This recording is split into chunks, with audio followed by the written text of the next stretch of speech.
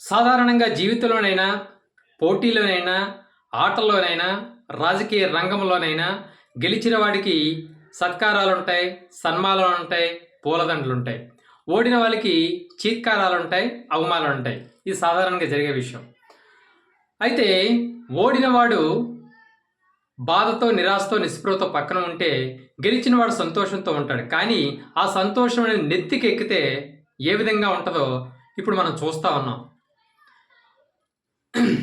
ఎన్టీఆర్ యూనివర్సిటీని వైఎస్ఆర్ యూనివర్సిటీగా పేరు మార్చిన తరువాత ఎంత రగడ జరిగిందో వాళ్ళంతా నిరసన చేశారో మనందరికీ తెలిసిందే. అయితే వీళ్ళు గెలిచిన తర్వాత, తెలుగుదేశం కూటమి గెలిచిన తర్వాత వైఎస్ఆర్ యూనివర్సిటీ పేరు మీద ఉన్న వైఎస్ఆర్ అక్షరాలని చెప్పులతో కొట్టడం, అవి పీకేసి కాళ్ళ కింద తొక్కడం, వెంటనే అక్కడ ఎన్టీఆర్ పేరుని అతికించడం, ఇవన్నీ మనం చూసాం. అంటే గెలిచిన మత్తు, అహంకారం ఏ విధంగా ఉంటుందో. వాళ్ళకి ఎన్టీఆర్ యూనివర్సిటీని వైఎస్ఆర్ యూనివర్సిటీ, హెల్త్ యూనివర్సిటీగా పేరు మార్చినప్పుడు నిరసన వ్యక్తం చేశారు. ఇప్పుడు అది వాళ్ళకి నచ్చకపోతే వాళ్ళు అధికారంలోకి వచ్చారు కాబట్టి దానిని తిరిగి ఎన్టీఆర్ యూనివర్సిటీగా పేరు మార్చవచ్చు. దానికి ఇంత హంగామా చేసి చెప్పులతో కొట్టి, కాళ్ళతో తొక్కి అవమానించాల్సిన పని లేదు. మరి అప్పుడు అధికారంలో ఉన్న వైసీపీ ప్రభుత్వం అలా చేయలేదే. కేవలం పేరు మార్చడానికి పూనుకున్నారు, పేరు మార్చారు, దానికి వీళ్ళు నిరసన వ్యక్తం చేశారు, వాళ్ళు పట్టించుకోలేదు. ఇంత హంగామా ఎక్కడా చేయలేదు. అంటే తెలుగుదేశం కూటమి, ముఖ్యంగా తెలుగుదేశంకి ఒక మేనిఫెస్టో అనేది ఉంది. మొన్న వాళ్ళు మేనిఫెస్టోలో జగన్మోహన్ రెడ్డి చేసిన సంక్షేమ పథకాలు ఏవైతే ఉన్నాయో వాటిని మేము కంటిన్యూ చేస్తాము, ఆ కంటిన్యూ చేస్తాం అనకపోతే ఓడిపోతామని వాళ్ళకి తెలుసు. అవి కాకుండా సూపర్ 6 పేరుతో మహిళలకు ఉచిత బస్సు పథకము, సిలిండర్లు, ఇవన్నీ కూడా కొన్ని ప్రకటించడం జరిగింది. ఇవన్నీ వాళ్ళు చేస్తారా చేయరా అనేది తర్వాత సంగతి. కానీ వాళ్ళు అసలు మేనిఫెస్టో కన్నా కొసర మేనిఫెస్టో ఉంది. యువగలం పాదయాత్రలో లోకేష్ పదే చెప్తున్న విషయం ఏంటంటే, మేము అధికారంలోకి వచ్చిన తర్వాత డెవలప్మెంట్ అనేది చంద్రబాబు చూసుకుంటాడు, వైసీపీ వాళ్ళ పని నేను చూసుకుంటానంటూ ప్రగల్భాలు పలకడం జరిగింది. దానిని కరెక్ట్గా ఇంప్లిమెంట్ చేస్తూ హంగామా సృష్టిస్తూ భయభ్రాంతులు చేస్తున్నారన్న సంగతి మనం ఇక్కడ గమనించవచ్చు. అంటే ఇది కొసర మేనిఫెస్టో.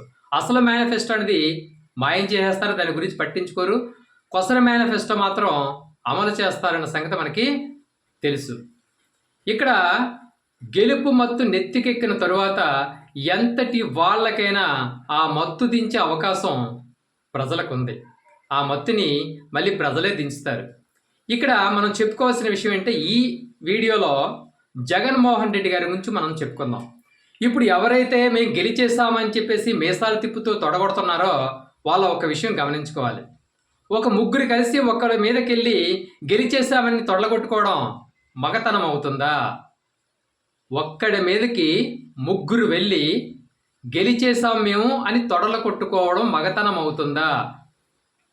మగతనం అంటే నలుగురు వచ్చినా, 5గురు వచ్చినా, 2 వచ్చినా, 3 వచ్చినా నేను ఒక్కడనే ఉంటాను, మీకు దమ్ముంటే నన్ను ఎదుర్కోండి.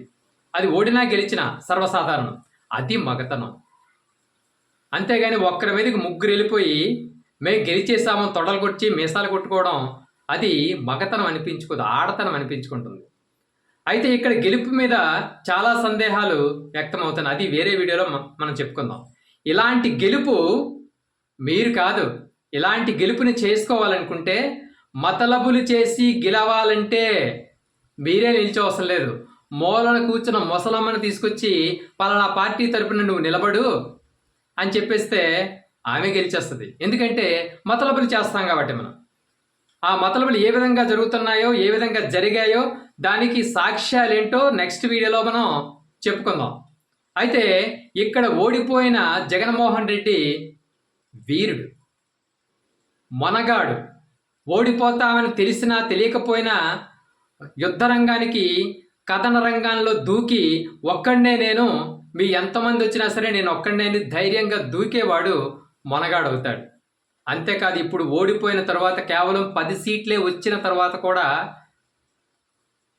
నాకు ఈ రాజకీయాలు వద్దు, ఎంత దారుణంగా ప్రజలు ఓడిస్తారనుకోలేదు, ఓడిస్తారన్న బాధ ఉంటుంది, ఇంత దారుణంగా ఓడిస్తారనుకోలేదు, నేను ఎందుకు ఓడిపోయినా నాకే తెలియదు అని చంద్రబాబు నాయుడులాగా ఏడుస్తూ కూర్చోలేదు. బాధని పంట నొక్కిపెట్టి కన్నీళ్లను అదుముకుంటూ ఇంత మంచి చేసినా ప్రజలు నన్ను ఓడించారనే బాధను కూడా అనగదొక్కుని ఓడిపోవడం నాకు కొత్త కాదు, ప్రతిపక్షంలో కూర్చోవడం కొత్త కాదు, ఈ 5 సంవత్సరాలు మాత్రమే అధికారంలో ఉన్నాను, నా జీవితంలో ఎక్కువ రాజకీయ జీవితంలో ఎక్కువ ప్రతిపక్షంలో ఉన్నాను, ఇప్పుడు కూడా ప్రతిపక్షంలో ఉంటాను, నా పోరాటాలు ఆగవు. మీరు ఎంత భయభ్రాంతులు చేసినా, తనకు ప్రాణహాని ఉందని తెలిసినా కూడా, మీరు ఎన్నిసార్లు దాడి చేసినా ఇక ముందు అధికారంలో లేడు కాబట్టి, ఉండడు కాబట్టి, ఈ 5 సంవత్సరాల్లో మీరు దాడి చేస్తారని తెలిసినా కూడా ప్రజల పక్షాన పోరాడతామని చెప్పాడే, ఆ గుండె ధైర్యం ఉన్నవాడు ఎవడైనా మునగాడే. అంటే ఓడిపోయిన జగన్మోహన్ రెడ్డి ఎప్పటికీ మునగాడే.